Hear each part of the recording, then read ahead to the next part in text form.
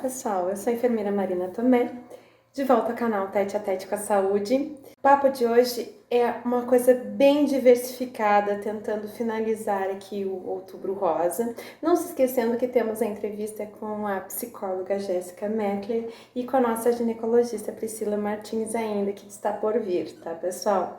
Então hoje vai ser mais uma conversa aberta, respondendo muitas dúvidas, certo? Vem comigo, Tete a Tete com a Saúde.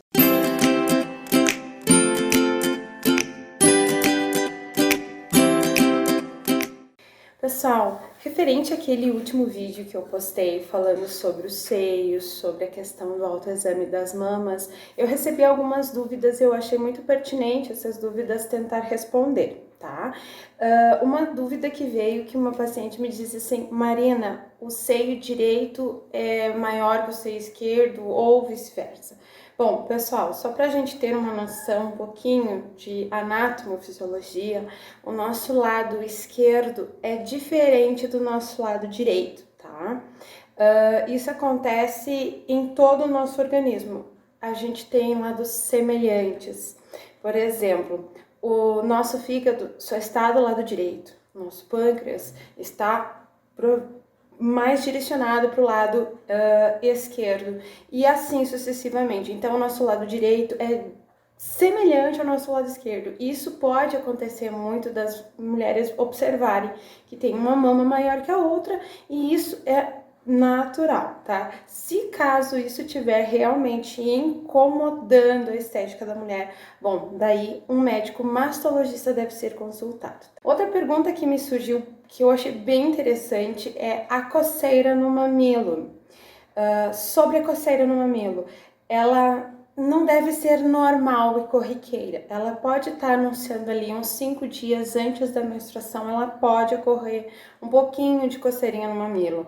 Mas observem se não está saindo líquido, se tem alguma mancha pelo seio, se não tem a inversão do bico. Isso são sinais realmente importantes para se observar, tá? Mas a coceira frequente, ou o sutiã tá muito apertado, ou o sutiã é novo, alguma coisa tá errada, ou são os 5 últimos dias que vai para menstruar, alguma coisa nesse sentido. Por que os 5 últimos dias que vai para menstruar, Marina? Porque as mamas estão no auge do seu inchaço. E aí sim, que até o sutiã, que é o mais corriqueiro se usar, pode estar apertando um pouquinho e pode causar essa coceira. Mas ela tem que ser uma coceirinha leve, assim, esporadicamente. Se for muito frequente, é realmente um sinal de alerta, sim. Exercícios que fortalecem a musculatura do seio. Foi uma coisa solicitada pelos pacientes, olha que legal. Pessoal, a gente tem exercícios, tá, que a gente pode fortalecer a musculatura onde se sustentam os nossos seios. Um deles seria posicionar os braços nessa direção e um braço apertar para o lado do outro. Simples assim, certo? Isso fortalece bastante a musculatura do seio, tá? Mas nós temos o nosso Luciano, que ele é fisioterapeuta, está junto nesse grupo do Tete a Tete com a Saúde. Por favor, Luciano, mostre algumas dicas nesse sentido, a gente vai gostar muito, tá? Uma coisa que a gente pode observar sobre a questão de menopausa é o fator genético, e ele inclui ali também a questão mãe, tias, irmãs da tua mãe, que idade mais ou menos elas entraram na menopausa. O que as mulheres nos relatam bem interessante sobre a menopausa é que acontece que as pacientes relatam uma desregulação do fluxo, um enfraquecimento do fluxo ou uma quantidade maior de fluxo menstrual. E isso é muito importante, porque é o seguinte, o que acontece? Quais são algumas preocupações quando se trata de menopausa que nós profissionais da saúde temos? Há uma desregulação hormonal quando a mulher entra no ciclo menstrual. Ali, na adolescência, isso acontece, ok? O nosso corpo começa a se adaptar, se o fluxo for um pouco mais forte, a absorção de nutrientes ainda é legal. Mas com 45, 50 anos que as mulheres começam a mudar esse fluxo, a absorção dos nutrientes já não é a mesma quando se tinha lá 16, 17, 18 anos. E aí, se o fluxo for intenso, um fluxo menstrual intenso que pode levar a um processo anêmico, é uma coisa que a gente se preocupa, tá? Outra coisa que a gente se preocupa muito é a questão de o fluxo prolongado. Marina, só uma borrinha de café, mas tem mais um prolongamento de datas. Isso, o que acontece? Tem resíduos de sangue. E a gente sabe que é um lugar escuro, úmido, fechado, abafado. Então, se tem sangue, é um chamarisco para bactérias e fungos. E a gente se preocupa muito nessa questão de formação de corrimento e corrimento, além disso, uma infecção urinária, infecção do trato urinário, que a gente chama de comumente ITU, tá?